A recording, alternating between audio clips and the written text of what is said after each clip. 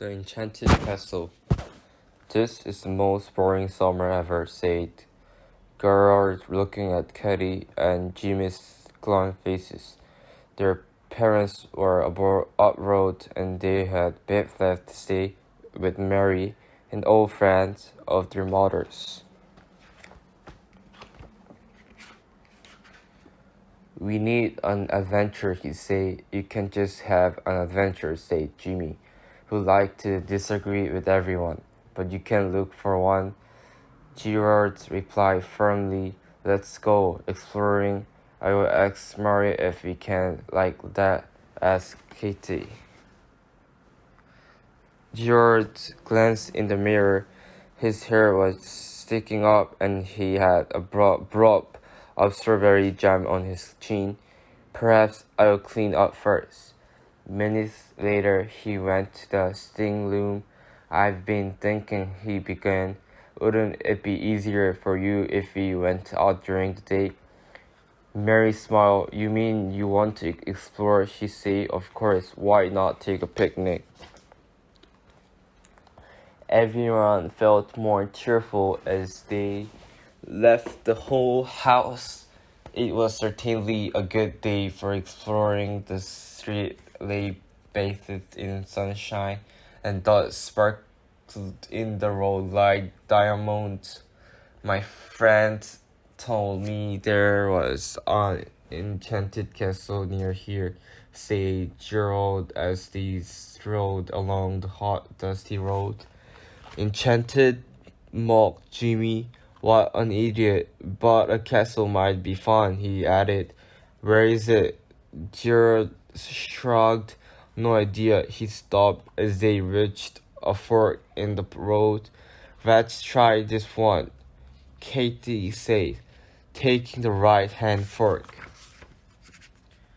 It must be lunchtime now, said Jimmy. After a while, so they sat by a hedge to eat the picnic. Gerard finished first and leaned back against the hedge, which promptly gave way. Hey, he cried as he disappeared down the hole. A breathless pause followed. Are you alright? Asked Jimmy. Yes, Gerald called. And guess what? I found a cave. Katie climbed in, dry leaves rustling under her boots. Jimmy followed, diving head first. Follow me, said Gerald, who had discovered a passageway. One by one, they crept along, coming out through an arch into brilliant sunshine. Oh, breathed Katie, it is the enchanted castle. They were on a marble terrace overlooking a lake. Creamy white statues dotted the ground, and up ahead rose the turret and tower of a castle. A sense of magic hung in the air. The place was deserted as they walked. The feeling of magic grew stronger. They heard at the start of a mage. I bet there's something magical in the middle, said Gerald, but the middle was hard to find. They were back at the start for the fourth time when Gerald spotted a thread of cotton tied to a silver thimble engraved with a crown. It's a clue, he cried. The clue wound around the hedge across a grassy plus and stopped at a small hand. The hand belonged to someone in the long silk gown and a glittering veil who was fast asleep in the sun. Sleeping Beauty, Katie whispered. You're the earth's scary. Kissed her awake. Never, cried Gerard, armed. I will, say Jimmy, and planted a loud kiss on her pale cheek. The princess opened her eyes, yawned, and said, The 100 years must be over. Do you want to come to my castle for tea? They followed the princess into a magnificent hall and sat down at a long oak table. All three were now convinced they had found an enchanted place, so it was a shock when they were only offered bread and cheese to eat. Well, Cook has been asleep for 100 years, said the princess. Now, she went on, you can see my treasures. She took them to an empty room. A blazing oblong of light filled the room with sunshine. This is my treasure chamber, but where? Asked Katie politely. Are the treasures? The princess made them shut their eyes, and they heard a click. You may look, she said, and they looked amazed. Shelves ran around the room, filled with sparkling jewels. Then Katie noticed a brooch and ring made of dull metals. What are they? She asked. Don't touch, cried Princess, they're magic. The brooch will give me any wish I like. The ring makes me invisible, she added. Could you give us a wish? Asked Gerald. No, said Princess Family, but I will become invisible for you. Shut your eyes, count to 50 and look, she ordered, then close them and count to 50 again. On 50, they opened their eyes. The princess had gone. After counting to 50 a second time, they looked again. There was no sign of her. It's just a trick, said Jimmy. She must be hiding. Please come back, said Katie. Don't be silly, said the voice of Princess, sounding angry. What's the matter? Gerald asked the air. You say you've been invisible and you are. I was hiding, snapped the voice. But now I'm here, so stop pretending. But we're not pretending, Gerald said. Look in the mirror. Oh, I'm invisible. What should I do? Wailed the voice. Take the ring off, said Katie. I can't. It's stuck. Sobbing filled the room. What should I do? Wept the voice. I'm not really a princess. I dress up for fun. My aunt is Lord Yarding's housekeeper. Is own this castle. I'm only Marvel's pros. They wander outside trying to decide what to do. Your shadow's not invisible anyway, Jimmy observes. Who cares about my shadows? Say Marvel's voice. I think you should stay with us until this is fixed, say Gerald. You'd better leave a note for your aunt so she doesn't worry. Since Marvel was invisible, it was easy to get her into Mary's house without anyone noticing. The next day, Marvel pretended the bad shits were haunted, terrifying Elijah the maid. That was fun. Mabel's voice told the others. What shall we do now? I know, she added seconds later. Let's go to the fair. Gary can pretend to do magic, she explained. Of course, I will be doing it really. Seated on a mat with a scarf tied around his head like a turban, Gerald looked very impressive. Ladies and gentlemen, he cried, prepare for genuine magic. Scornful laughter broke out, but then Gerald began. Hatch danced in the air and coin disappeared for my final trick. Gerald declared I shall disappear. He planned to hide under Mabel's invisible veils, which he hoped would act like a cloak of invisibility. But it didn't work. The audience moved closer, sounding angry as Gerald began to panic. Mabel hissed in his ear, the ring's loose. Quickly, she ducked behind the tent, took off the ring, and rolled it to him. Gerald stood up, bowed, put the ring, and vanished. The others were waiting behind the tent. When they heard Gerald's voice, hello, he had. Miserable, oh, said Mabel. You made me jump. I have to go home, she added. Take the ring off now. I can't say the voice. Mabel frowned. Well, I have to go. She said again, my aunt will be wondering where I am. I may as well come with you. The invisible Gerald affords. I can hardly go to Murray's like this. Katie and Jimmy can tell her why I've gone to bed with a headache. Back at the castle, the invisible Gerald left Marble to find her aunt and wander around the grounds. A silent white figure slid by a weeping willow and danced past. Gerald was touched until he saw an empty pasture. Can the statues come to life? He wondered, astonished. A stone dinosaur rumbled past, catching Gerald's hand with its tail. Gerald felt a sudden terror and fled. It was very late by the time he finally arrived home and crept into bed. He was so tired he didn't even notice the magic hat worn off, and he was no longer invisible.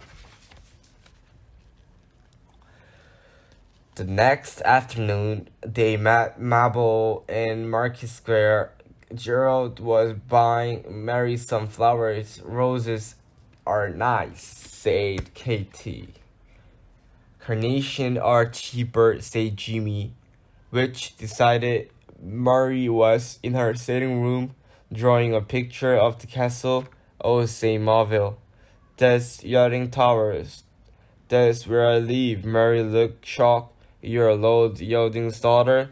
Oh no, said Marvel. He doesn't have a family. I'm the housekeeper's.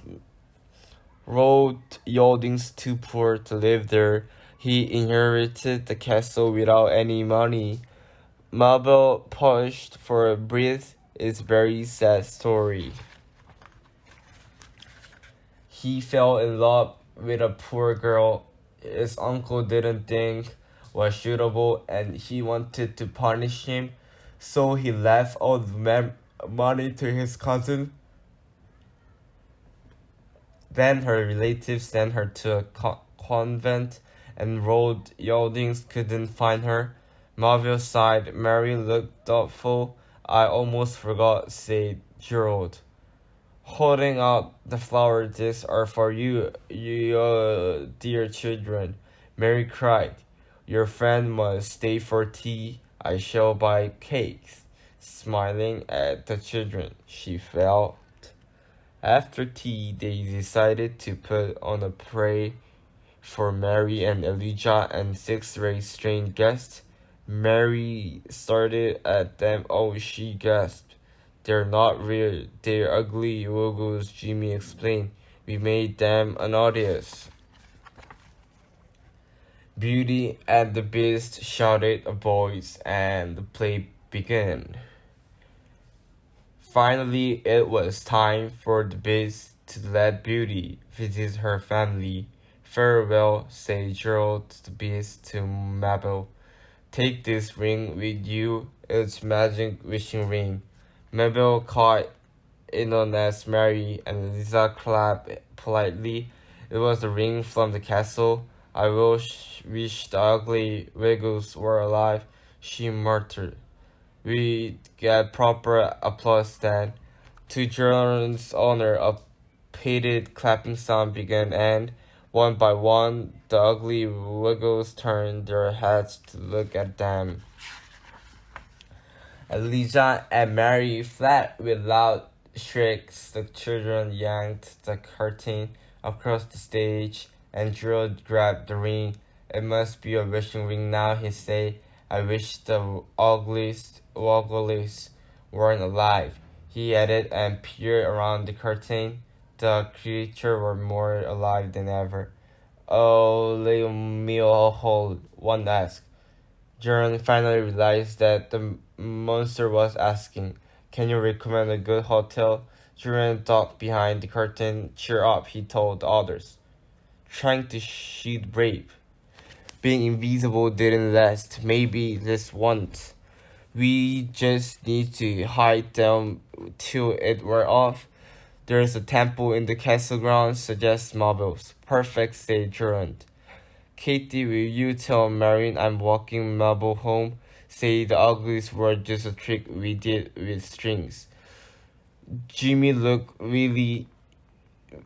He and Katie were going as well. They give me the shiver, he say.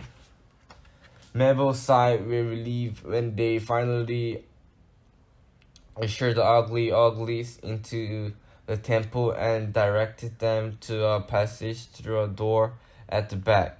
It leads to a good hotel, she said, with her fingers crossed. Thank goodness that's over, she went on as they slammed the door behind the last ugly oogly. What's over? Demanded a voice, and she jumped. A man was watching them. You won't believe it, said Gerald. Try me, said the man. But he looked more and more thoughtful as Gerald told him. I knew you wouldn't believe me, Gerald muttered. When he finished, look at it from my position, the man pointed out. I arrived late at night to take care of a great estate, and I find you two trespassing.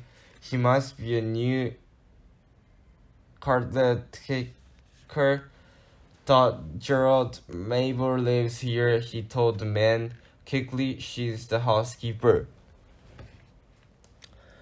Wherever you leave, it's time to go home, the caretaker declared, escorting Gerald to the main gate. Early the following morning, the children met Miss Mabel and went straight to the temple.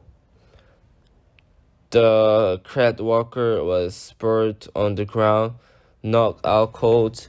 Poor man, gasped Katie. The children clustered around him. He had a cut on his forehead, but at least he was breathing. Mabel gently whipped his head. Oh dear, said an old voice. I hit him with the door when I came out. The children spun around to see an ugly behind them. Jimmy and Katie screamed. This ugly looked almost human. I found an excellent hotel, it went on. Am I lost the others? Where are they? Asked Mabel. I think they're swimming, it replied. They left their clothes over there. A heap of blanket and paper mask was all that remained of the other ugly uglies. But how had this one become so real? And what could they do with him? How? Just then the caretaker stirred. Please hide, said Gerald to the ugly. A stranger may upset him. The creature hid behind a bush as the caretaker sat up. I don't know, it's ridiculous. Are you alright? Asked Mabel. I must have tripped, he said in a daze. And you kind children have looked after me, thank you, he added. Struggling to his feet, I must go and lie down. Now what? He broke off as the ugly appeared. I'm late for work, I announced, and strode away. Well, that got rid of him, said Jimmy. What now? Do you still have this ring? Mabel asked Jiren. I think she'd put it back before it causes any more trouble. It looks innocent enough, said Gerald, handing it over, but it isn't, said Katie. It's an invisible ring. I mean a wishing ring, Mabel gave a star. Suppose it is whatever you say it is, and I say it makes you as tall a giant. As Mabel spoke, they saw the ring on her finger. High above their heads, she was as tall as a giant, but had grown no wider. The effect was wonderfully worm-like. Jimmy's mouth fell open. Now you dawn in it says.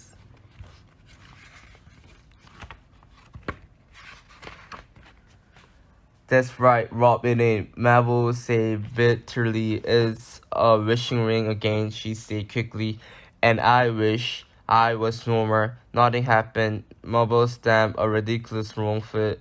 Aren't you hungry? Jimmy asked suddenly. I am, yes, said Mabel, and my stomach's so far away. Gerald, will you ask my aunt for a picnic while the others help me hide? By the time Mabel was hidden by the bushes near the stone dinosaur, Gerald had arrived with a basket. While they ate, they discussed the problem of Mabel. I have an idea, say Katie, but I won't tell you what in case it doesn't work. May I take the ring? Right, say Marvel. Anything worth a try. Katie thought the ring might change its power if asked by someone not enchanted by it. She climbed into the hollow dinosaur to try her idea in private. This is the wishing ring, she said, looking around. It was dark inside the dinosaur, but wonderfully cool. Statues are always cool, she said. I wish I was a statue. Oh, her cry was cut off by a dreadful stony silence. With a sinking heart, Sharon scrambled into the dinosaur and struck a match. There stood Katie, white and lifeless. Somehow, the ring's a wishing ring again. Jiren called out to Jimmy and Marvel, and Katie went and wished she was a statue. Jimmy climbed up to see. Oh wow, he said. Oh no, said Marvel. What about the ring? Will you get it, Gary? Jiren thought the ring might have turned to stone too, but it slipped easily off Katie's cold, smooth marble finger. Marvel put in old and curled up by the dinosaur. Will you tell my aunt I'm staying with Katie tonight? She asked. And tell Mary that Katie with me. In the middle of the night, Katie was woken by tingling in her hands and feet. The magic wore off. She thought she was climbing out of the dinosaur when she felt a jolt. The dinosaur was moving. Katie jumped down and landed to Marvel as she shook away. Marvel began to shrink. We can go home, Katie said delightedly. How? Marvel asked. Katie was still as white as new fallen snow. You're not really weird yet. You're just a statue come to life. A cry of hello broke Katie's disappointed silence. A statue was smiling at them. We're having a midnight feast, he said. Why don't you join us? You could wish to be a statue too. You added more marbles seeing the ring, just wished to change back at town. Marble wished and instantly they were on an island in the lake. If only the boys were here, said Katie, so Marble wished again. Jiren and Jimmy appeared in their nightshirt, looking shocked, but after explanation and another wish, the boys were a statue too. The party went on until dawn. At the first rays of the rising sun, the statue vanished, and the children were human again. They were also stuck in the middle of the lake, and none of them could swim. We need a wish, said Jiren. What's the ring? Marvel gave a hurried grasp. I gave it to a statue to look at, and she put it on. There was a shocked silence. The passage from the temple is supposed to lead to this island, said Marvel. If we can find it. They found it thanks to Jiren, who tripped over some marble staff, leaving the growing coldness of the sunrise. They went into underwater passage. It opened out into a great hall. This hall the children had found was the most beautiful place in the world. The hall was surrounded by arches, and through them they saw incredible things. At the end of the hall was a statue with the ring of the hand. Katie took it. I wish we were all at home in our old bed, she whispered, and at once they were this rather confused Melville on to Mary. They thought each girl staying with the others. A few days later, Melville called her with an invitation. The caretaker has asked us to picnic by the stream, but I promise we shall. Mary yielding to our said Jiren. You three go, she said. I will wait for her. It was a hot day and growing hotter by the minute. When Katie, Marble, Jimmy reached the caretaker, they were tired and sticky. You need a paddle, he observed. Dipping their hot feet in cool running water was peaceful. And when they came back, plums and gingerbread were waiting. This is as good as our midnight feast, said Jimmy. Described their night with the statues. The caretaker looked thoughtful. I'll make you believe me, insisted Jimmy. Katie gave him the ring. Now wish for anything you want.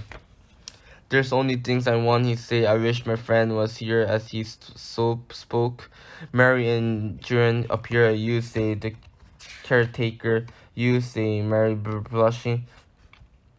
Is she your friend? Asked Katie. Oh yes, say the caretaker with a wide smile. Will you excuse us? Mary and I are going for a walk. Mary sighed. Yes, old Yalding and I had a lot to talk about. His role, Yalding said, Jimmy, do you think she's the poor girl he loved? There was a certainly magic work.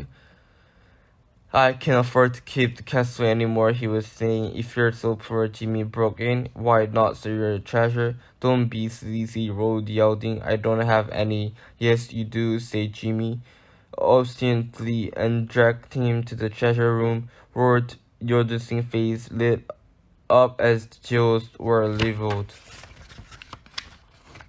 Are there any more secrets in my castle? He asked. The children didn't know how to describe the incredible halls, so they took him there too. And as they stood there, a voice rang out. You're in the Hall of Wishes, it said. The ring has one wish left, the last wish, and that wish is that all the magic it has gone. Be undone, said Murray, and the ring be no more than a plain brand of the gold to me to Lord Yalding forevermore.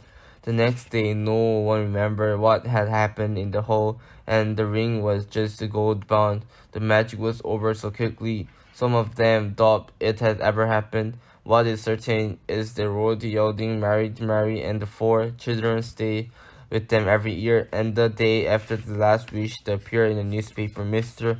Ugly was, of course, the ugly who had briefly become real. When in search of a really good hotel, he found himself inside the Hall of Wishes.